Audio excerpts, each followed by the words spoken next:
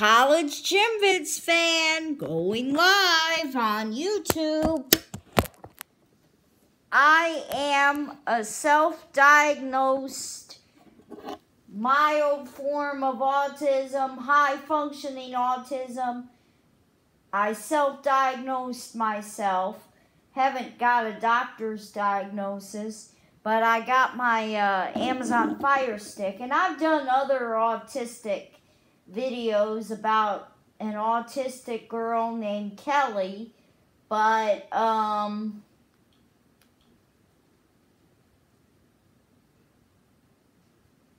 what I'm going to talk about in today's video is autistic meltdowns, because I haven't done any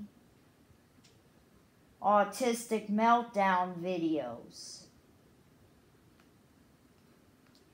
Let's see, I still have my search in here for endangered species. I have got panda, tiger. I'll clear the... Okay, now it's cleared. Okay.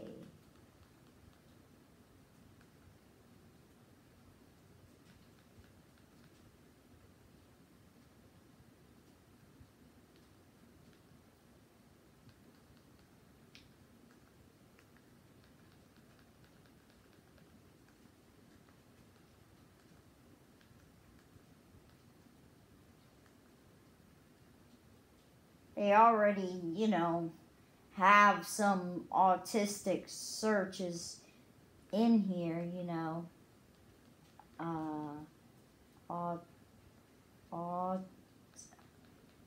autism,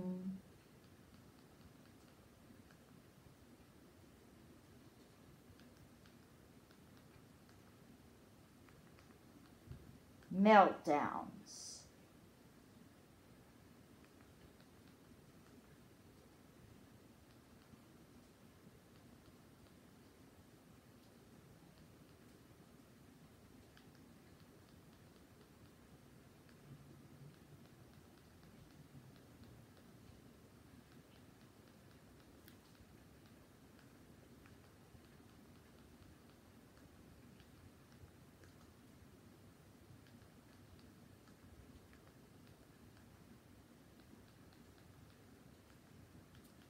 Okay, now I go to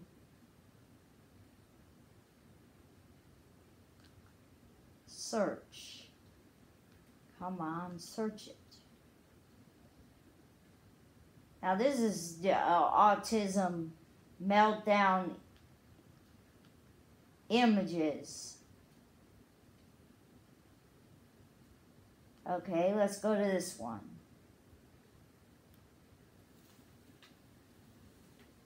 Children with autism have an unusual sensory system, and when aggravated, their senses become unbearable. Their system overloads, causing some children uncontrollable outbursts, which at times may be destructive. Autism causes sensory triggers which may include emotional and environmental. The child may become disorganized, distressed, and overwhelmed suddenly and unpredictably. Society does not understand these overloads and may just stare at you and make hurtful comments. Sadly, the majority of people in our society just see an out-of-control child. Actually, I think society has become more aware of meltdowns and autistic behavior because Chuck E. Cheese is open 2 hours early before, and a lot of trampoline parks do sensory jumps for autism. Now let's look at, did you know, autism versus meltdowns. Autism is easily among the most misunderstood of all the human conditions. Among the most misunderstood things about autism is the meltdowns. Meltdowns are not a disciplinary problem, are not an indication of bad parenting, are not an indication of a misbehaving child, are not within the child's control, are a result of overstimulation, are the body's way of purging, are very common in people with autism, are easily confused with tantrums. I used to have autistic meltdowns at my day program because I used to cry when Ronald would scream and make noise, and I couldn't control it, and I would have meltdowns in the van. I would have meltdowns at the day program. Rather than look at autism meltdowns images, I'm going to, well, I'm probably going to do definition of a meltdown, but I will look at more images.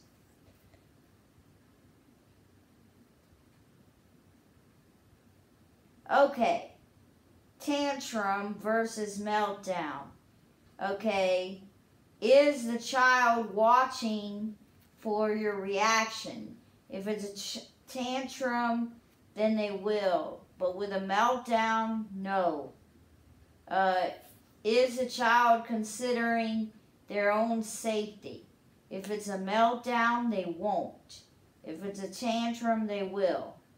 Is the child in control of their own behavior? If it's a tantrum, they are. If it's a meltdown, they aren't. Is the child making an effort to communicate their needs? If it is a tantrum, yes. If it's a meltdown, no. Is the child able to calm down once the situation has been resolved? If it's a meltdown, no. If it's a tantrum, yes.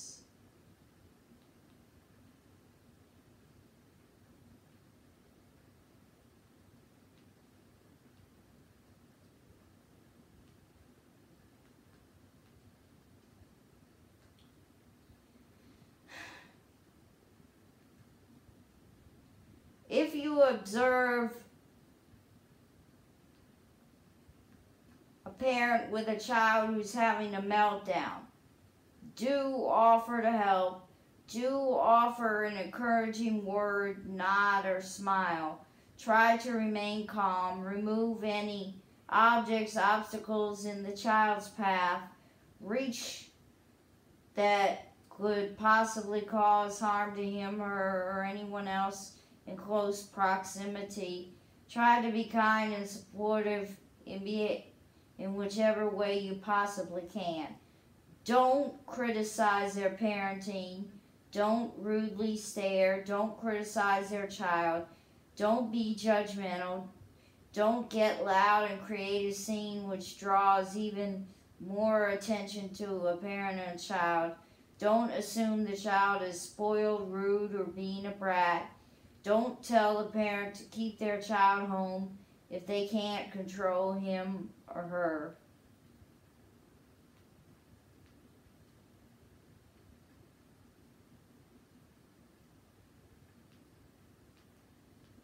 Let's see.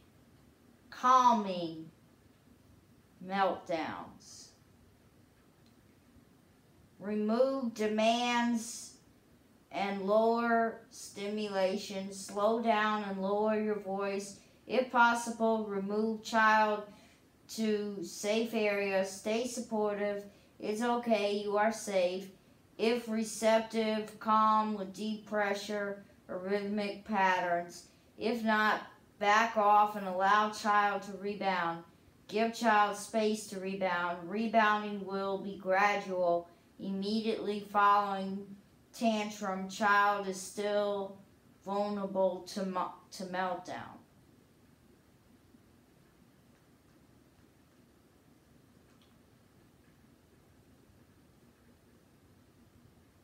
tantrum versus autism meltdown. Tantrum, what directed, goal, control driven audience to perform, checks, encouragement, protective mechanisms, resolves if goal is accomplished, age 1 through 5 years. Age through adulthood is autism meltdown. Overstressed, overwhelmed, reactive mechanism continues without attention. Safety may be compromised. Fatigue, not goal dependent, may require assistance to gain control.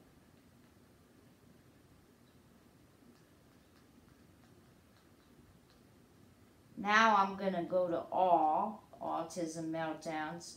So this just won't be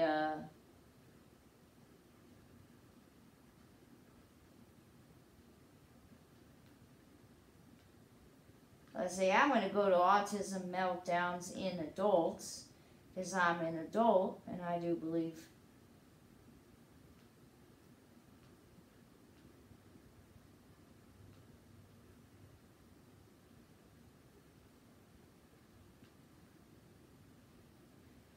okay, what is a meltdown?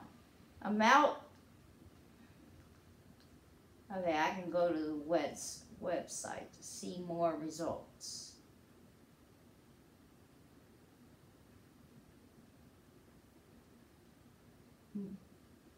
Many autistic people will experience meltdowns. The public often finds it hard to tell autism meltdowns and temper tantrums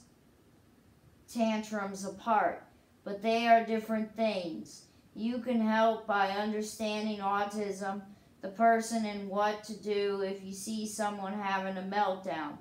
If your family member or the person you support has meltdowns, find out how to anticipate them, identify their causes, and minimize their frequency. Oh, this is just about accepting cookies. Okay. What is a meltdown? A meltdown is an intense response to overwhelming situations. I used to be overwhelmed when Ronald made noise and it was loud and I didn't like it and it was overwhelming and it was an intense response and I used to cry. So I believe I had autistic meltdowns in the van on the way home from the day program when I would be in the van with Ronald. It happens when someone becomes completely overwhelmed by their current situation and temporarily loses behavioral control. This loss of control can be expressed verbally. Example, shouting, screaming, crying. That was me when I used to have autistic meltdowns in the van and at the day program when Ronald would bother me.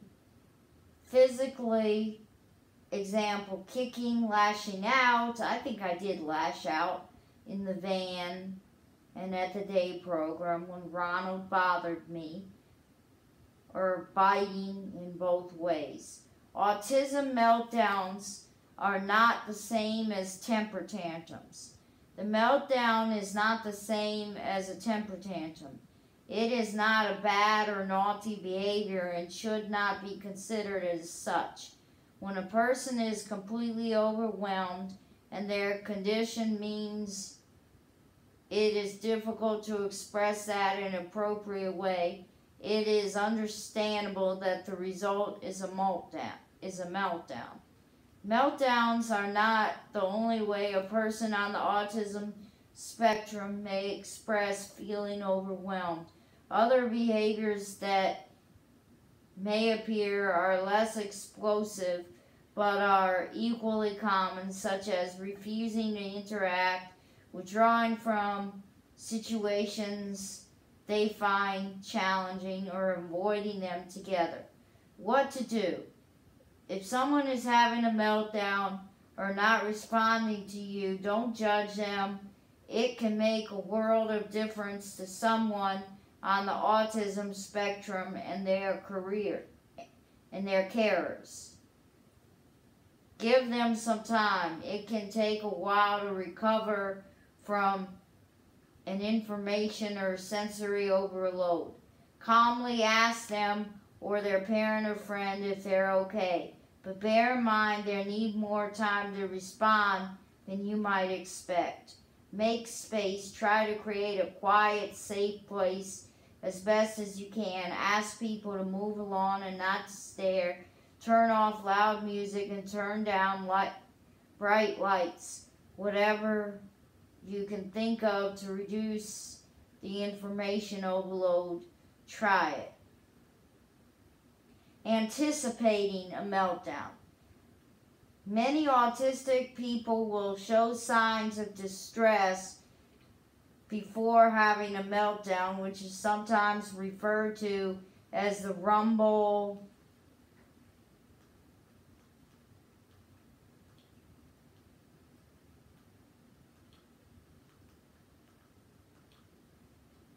can't read that part. They may start to exhibit signs of anxiety such as pacing, seek reassurance through respective questioning, or physical, I can't read all that, such as rocking and becoming very still.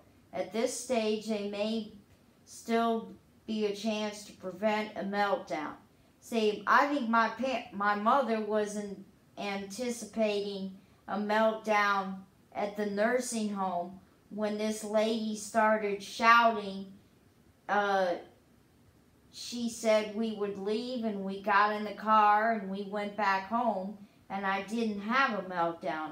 But if we would have stayed, I might have had a meltdown because of the noise. Because it bothered me when that lady was making that noise at my grandfather's nursing home.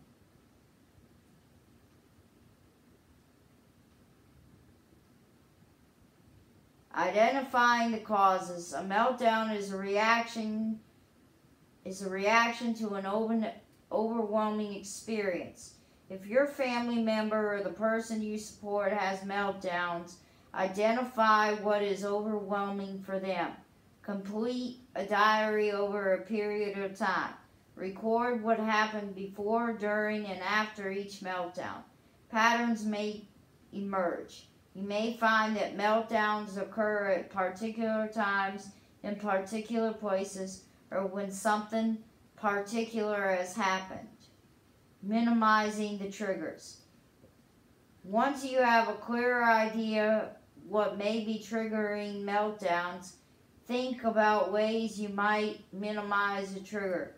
Everyone autistic person is different, but sensory differences, changes in routine, anxiety, and communication difficulties are common triggers. Sensory considerations. Many autistic people have sensory differences. They may be oversensitive to some senses, undersensitive to others, and even a combination of both. For example, for someone who is oversensitive to touch and sound, people brushing past them and a loud announcement at a train station could cause pain and sensory overload, leading to a meltdown. In this situation, it could be helpful to listen to calming music on headphones to block out loud noises and to wait until everyone has gotten off the train before approaching the platform to avoid crowds of people. Other situations, consider creating a low arousal environment. Remove bright lights, soundproof walls, or using sensory equipment. Example, glasses with darker colored lenses, ear defenders, a weighted blanket.